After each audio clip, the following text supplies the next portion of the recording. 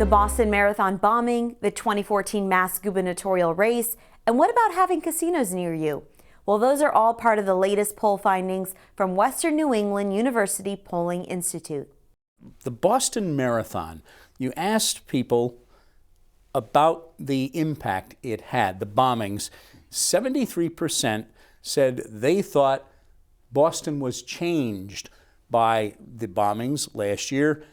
Of that group, 62% say the change was for the better, civic pride, unity, people working together. What's your reaction? What does that tell you as a pollster?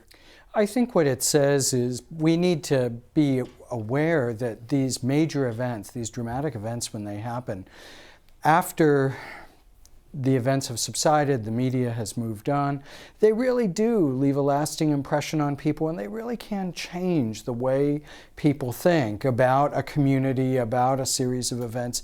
In this case, one of the more interesting aspects was the part of the state that was least likely to say it had changed Boston in a lasting way was Boston itself.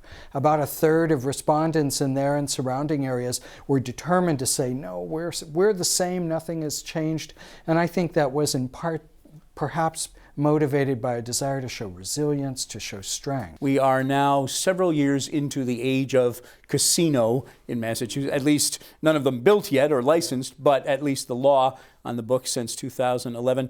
You ask folks for their continuing attitude, approach to casinos in the state. I thought the numbers were fascinating. We're going to pop a couple of sets of them up on screen for the folks at home. The poll shows 59% favor having casinos in Massachusetts, but 55% are opposed to a casino in their own community.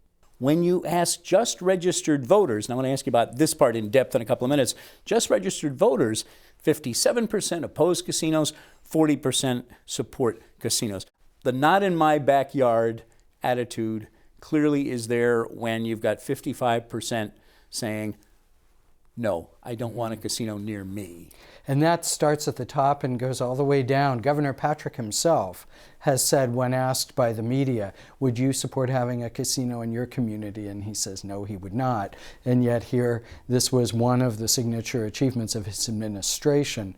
And so generally speaking, yes, people wouldn't mind a casino just as long as it's in the next community over because of the various externalities that come from having such a large entertainment enterprise in your community.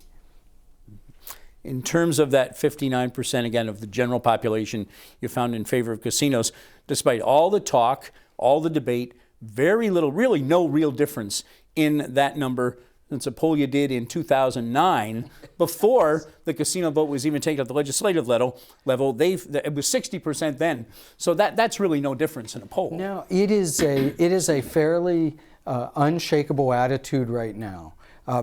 The question becomes, though, the support is wide, but how deep is it? And we have other data in this survey that suggest there's some important differences based on how important this issue is to the folks who responded to our survey. Now, as we noted, you differentiated between total respondents and those who were registered voters because, of course, there is the possibility, it seems slim, but there is the possibility there could be a question on the ballot this fall saying, do we want to keep the casino law? Of course, casino supporters are opposing it. It has to get through the Supreme Judicial Court. The state says it would violate state law and constitution because contracts have been made. It would be a mess if, in fact, things were overturned, but it's possible. You say, don't take the 59% of overall respondents in favor as saying most people are, in fact, that you got to look at the registered voters. There's an interesting momentum there, isn't there? Right. And so what we asked was, how important is this issue to you personally? Very, somewhat, not very, not at all important. And if you isolate registered voters who say this issue is very important to them, the result flips. 57% are opposed, 40% are in favor. So those folks who see this as very important, they may be more likely to turn out if there was a ballot question on casinos. They may be more likely to mobilize friends, neighbors, sympathetic contacts who agree with them to turn out as well. So that's a segment of the electorate we really want to keep an eye on. We're 7 months away from the election, so who knows what this means. But you found both Attorney General Martha Coakley and Treasurer Steve Grossman running ahead of the likely Republican candidate for governor, Charlie Baker. Coakley 29 points ahead, Steve Grossman just 9 points. Very little support for the independent candidates at this point.